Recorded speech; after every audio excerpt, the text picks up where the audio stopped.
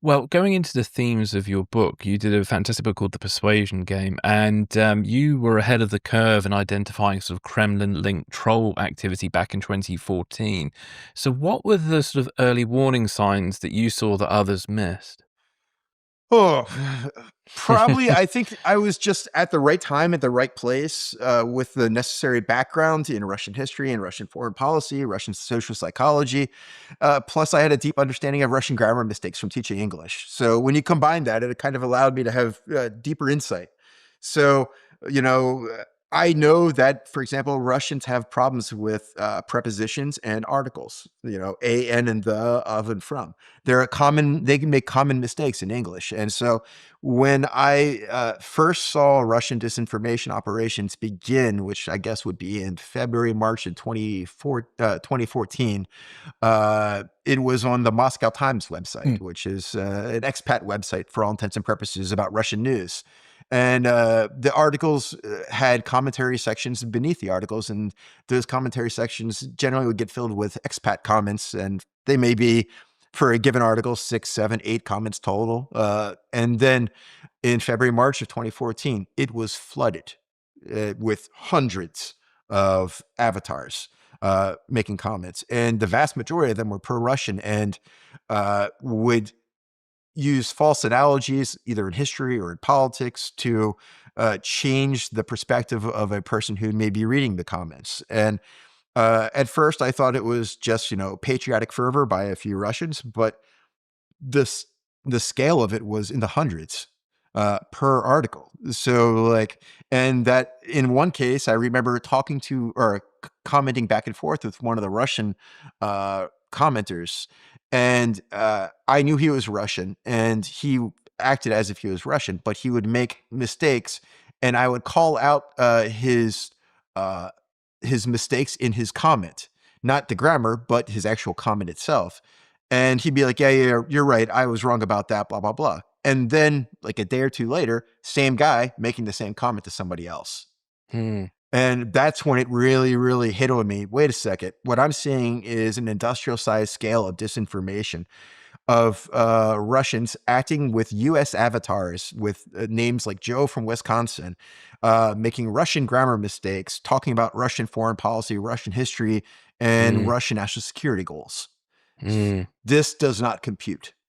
No, no. So that was in March, April that I came to the conclusion this is an organized effort. And then there was, maybe another month of me thinking and talking amongst family and friends of what does this mean? Because I'm the only person that so far is talking about it. Uh, and there is, of course, the question of, well, maybe you're not seeing what you thought you saw, and maybe you're just a little bit on the crazy side. And I had to keep confronting that question to myself. I'm like, wait a minute. No, I'm definitely seeing what I'm seeing, and I'm definitely seeing the Russian grammar mistakes. So the question really isn't whether or not I'm seeing it. The question is, what is the purpose of it? And I looked at it as Russia is trying to seed the ground of a future battlefield, Yeah.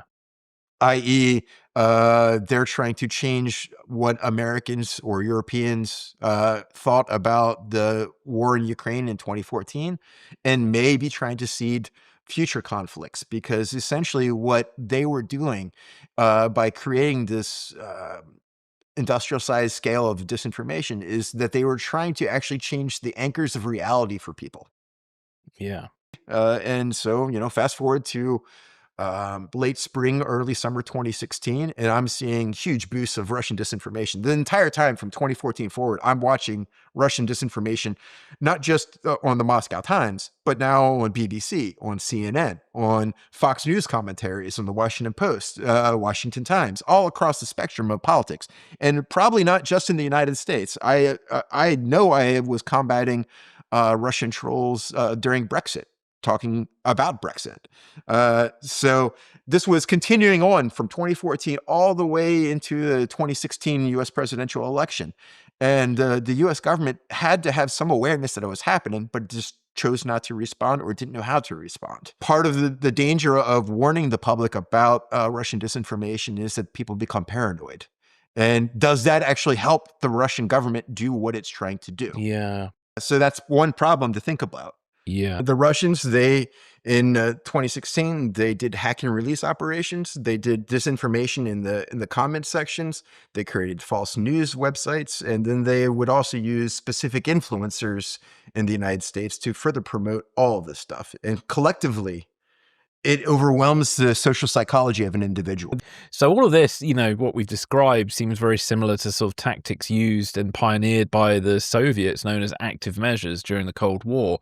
What are your thoughts on that? Yeah, I would entirely agree. Russia certainly expanded their old influence techniques to the modern age. The Soviet Union used their intelligence services to place disinformation in the West for decades. Today, like the difficulty is placing unattributable disinformation in foreign countries is really, really easy. I mean, with the right amount of resources, an intelligence agency or a private individual, they can place thousands of articles daily worldwide, either through influencers on Facebook or on X or YouTube or TikTok or manufactured news sites. Yeah. And Russia has expanded these disinformation channels first in Europe and the United States, but later in the Middle East, in Africa, and Latin America. And the disinformation war expansion has been moving at lightning speed, and it's localizing its content and breeding it further and further discontent. What I really worry about is that this disinformation and information laundering is becoming more and more commonplace. It's moving from authoritarian countries that use it to control information in their own countries into democracies. And what it happens in the United States, for example, or in Great Britain, it's corrupting the social psychology of whole societies and allowing cynical politicians to gain power. And then they further corrupt the democracy. So in my view, it's getting much, much worse, not better. So a lot of what you describe falls under the umbrella of disinformation and information laundering. So how were narratives seeded, disguised, and legitimized in US media and politics? Let me start with a foundational understanding. So Giuliani and Trump use Fox News and other conservative platforms to launder disinformation. They use it to create an alternate reality. And in doing so, they put it all into the American bloodstream. Then they get influencers to back it, and it deepens the echo chamber. With Ukraine and Giuliani, partisan Trump's actions in Ukraine, Giuliani worked with a journalist, and let me use the word journalist in quotes, Yep, yep. by the name of John Solomon. And he worked for an online news site called The Hill that focuses on Washington politics. Working together, Solomon would write articles for the benefit of Giuliani's clients. And then Giuliani and Solomon would go into the news platforms to discuss the article as factual. And then after that, it would get amplified by MAGA influencers, i.e., Donald Trump Jr. and his father, until it would become part of the mainstream. And then the disinformation has been laundered, and Giuliani's hands are clean. Giuliani and Trump, they also use similar tactics to see disinformation, what would ultimately lead to January 6, Yeah. 2021. They seeded doubts in the media for months before claiming election fraud. Then they activated their fervent supporters to march on the Capitol building. Russia used similar tactics in the 2016 election. One might even say Trump and Giuliani adopted the Russian tactics for their own usage. Looking back at the kind of state-sponsored side of it, do you think this sort of kind of narrative warfare is more dangerous than traditional espionage because it kind of works through soft power and familiarity? Yeah, I would say that changing the anchor of it's changing the anchor of reality that people were taught in schools. What is up, what is down, what happened in 1943, what happened in 1944, blah blah blah. It's sowing division that politicians can exploit. Russia did this across Europe. Case example, Brexit. Case example, in the United States in the U.S. election. Trump is now doing the same thing to the American people. He's essentially traumatizing the American public for his own political gain. Mm. Yeah, yeah, yeah. You get a kind of fire hose of information coming out, and it's hard to keep up. Yeah. Yeah. I think that you mentioned a good point there. It's not just that there's disinformation.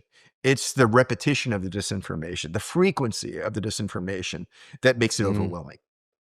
I think I read somewhere in the Washington Post, either yesterday or the day before, that like Trump is posting 2 or 3 times the amount of posts on his social media platform than he did on social media platforms in his first administration, which means it's getting even Yeah, worse. yeah, and everybody was exhausted by that. So yeah, no, that's not good at all. That's not good at all. How do you interpret the relative lack of public outrage about all of this? Has corruption become so normalized, or is it just too complex to follow now? Well, I mean, first you had Russia, and then Trump seeding disinformation, and in essence, changing people's anchors of reality.